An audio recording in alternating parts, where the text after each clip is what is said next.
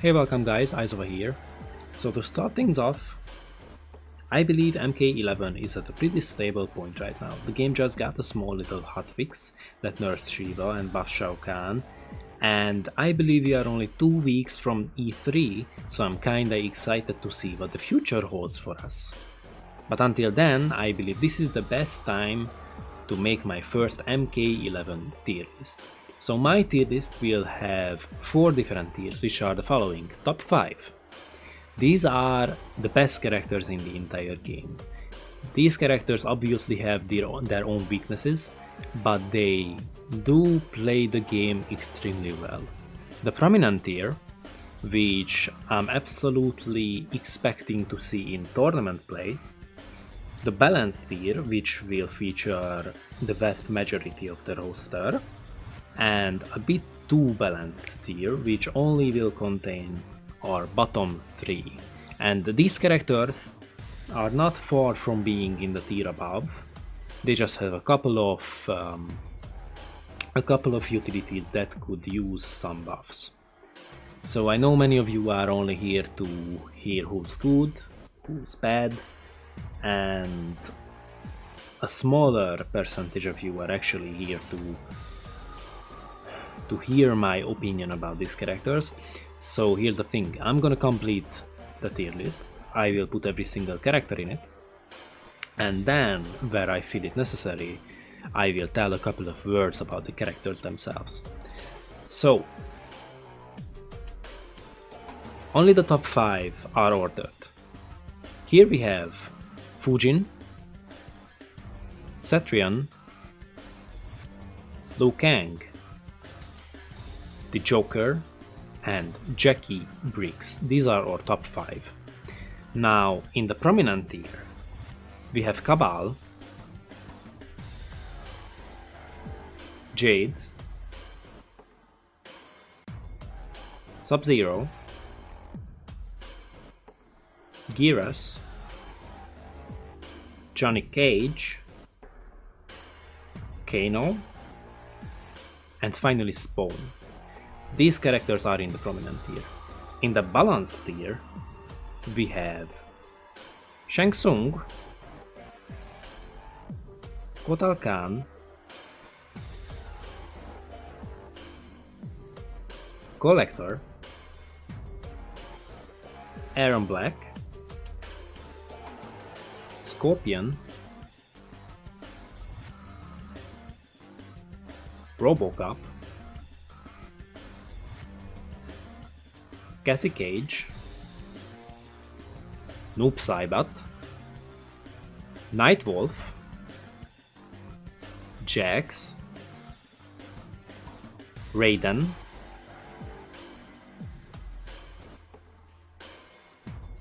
Sonya Blade,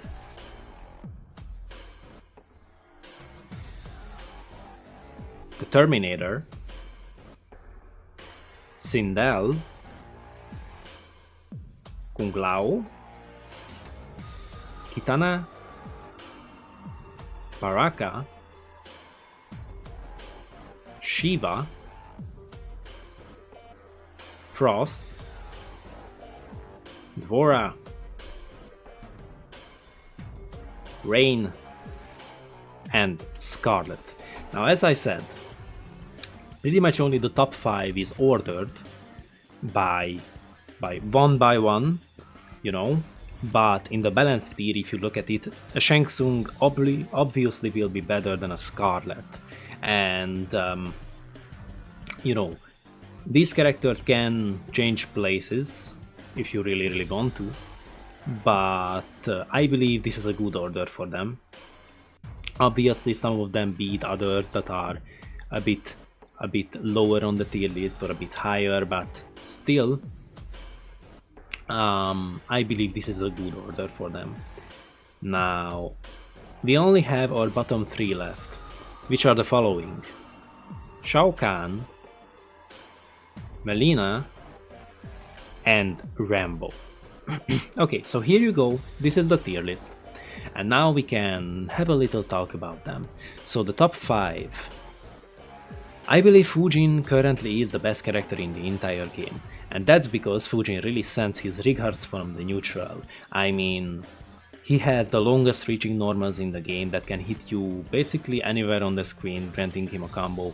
He's a devil in the neutral, really. So his optimal range is the best, his mobility is real good, he has the best footsies. He's overall just a really good character that only suffers up close and not by much, really.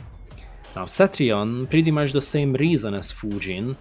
Now the difference is she's more of a keep away zoner than than Fujin being like the next logical iteration of zoning in Mortal Kombat. Cetrion is a more centered around keeping away her opponents. So she has the Earthquake, she has teleports, she has some really good moves, actually some really good buttons up close as well as a restand. So she's a really good character, but she's just not as prominent as Fujin. Now Liu Kang, he's in the top 3, so he's really good, but I believe Liu Kang is more of a decision between zoning and up close game. Because Liu Kang has some really good frames for rushdown. He has a 9 frame mid attack, and just to compare it, it is the same as Shao Kahn's standing 1. So I believe that says a lot about up close pressure. He also has his usual fireballs, the low fireball. He has some teleport attacks, so he's really good, but he's not quite as strong in the neutral as, for example, a Fujin or a Cetrion.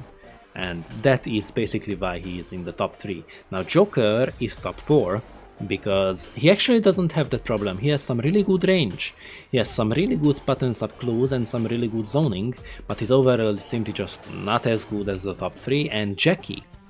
Now Jackie, I've been wondering if I want her to be in the top tier at all, but I believe her buttons, her rushdown deserve a better placement than to be in the league of Cabal, Jade, Sub-Zero. She's really a better character than the prominent tier, and I didn't really want to make her own tier, but I don't quite feel she's as prominent as the top 4. Now in the prominent tier itself, we have Cabal, Jade, Sub-Zero. These are really good characters that can absolutely perform in tournament play. Cabal just proven to be one of the best characters in the entire game. I believe he deserves to be the top 6. And he has some really good buttons, really good projectiles, really good rushdown even. Now Jade doesn't have a really good combo potential, but she has really good zoning and a pretty good anti-zoning with the glow. Now Sub-Zero, he really was a bottom character. He was more of a low mid tier, but overall he has some really good buttons up close. He has really good overhead low mix-ups.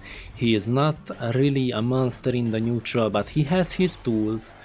Geras also, he has a really good rushdown, he's a good grappler, he has really good buttons up close, even some plus frames, but his zoning can be a little tricky. You have to predict exactly where your opponent will be in the next moment to make his zoning work with the sand traps.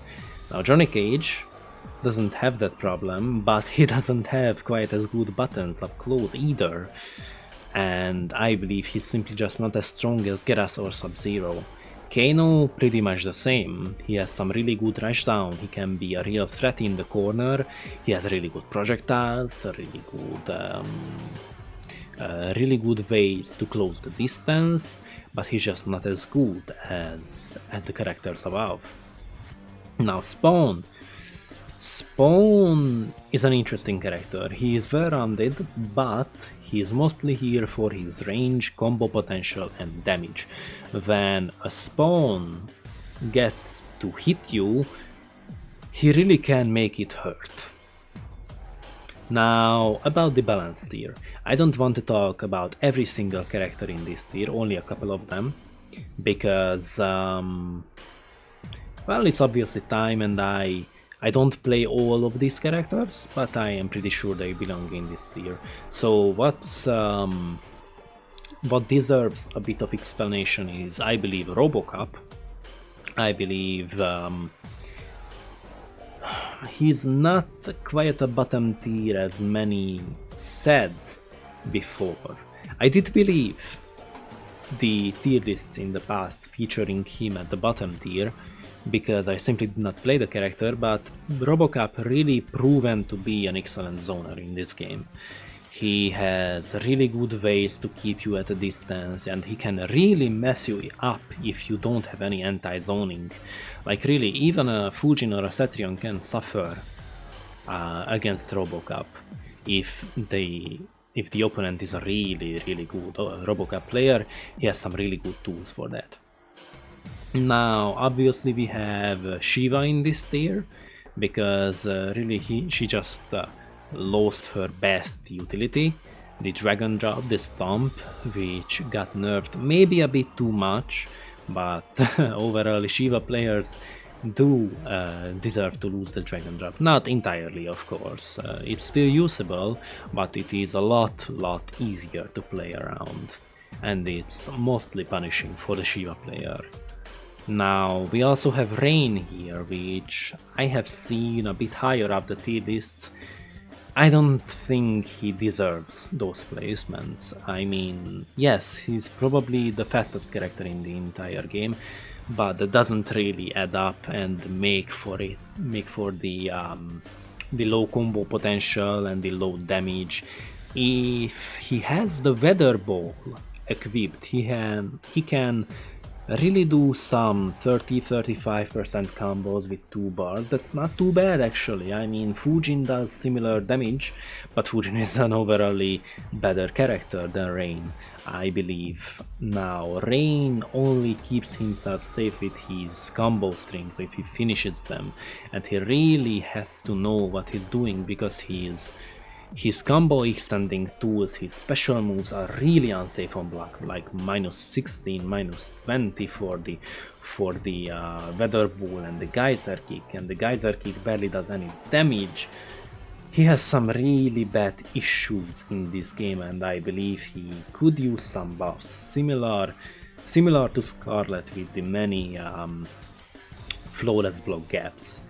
Now, moving to the last tier, the bottom 3, Shao Kahn just got a new buff, and if he touches you, he really can make it hurt.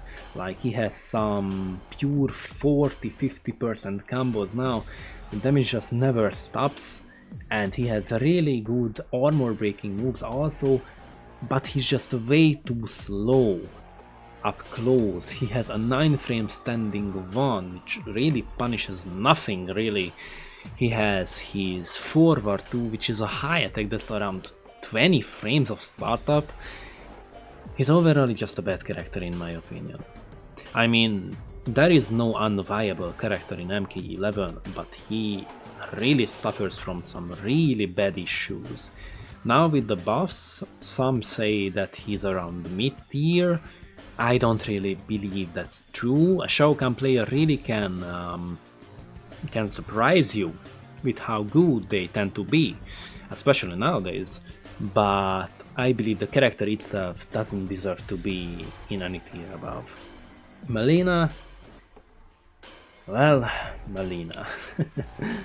She has some really good mix-ups up close. She has a really good overhead, a really good low, but she doesn't really have any good combo potential. She's not nearly as good. She has a good zoning game. Have to give her that with the size. I mean, amplifying the Psy and sending 4 of them, it can really be a pain in tournament play. But outside of that, I believe she doesn't really deserve to be any tier above. And the same for Rambo. Now, the biggest problem of Rambo is that many of his special moves doesn't really combo off any string. He cannot just go for his usual punishes and his best options and still combo off them. and I believe that hurts the character really bad, and I am kinda surprised to see someone in the game quite as bad as he is. He's still a viable character, don't get me wrong, as I said before, but he really could use some buffs. That would be good for the character. Now, with that, we have talked about everything really. If you are interested in one character or another in particular, you can always tell me, the comment section is there, so feel free to ask it. If you are interested in my comment, please consider subscribing, or maybe follow me on Twitch, as I'm streaming as much as I can. See you next time dudes, and thanks for watching.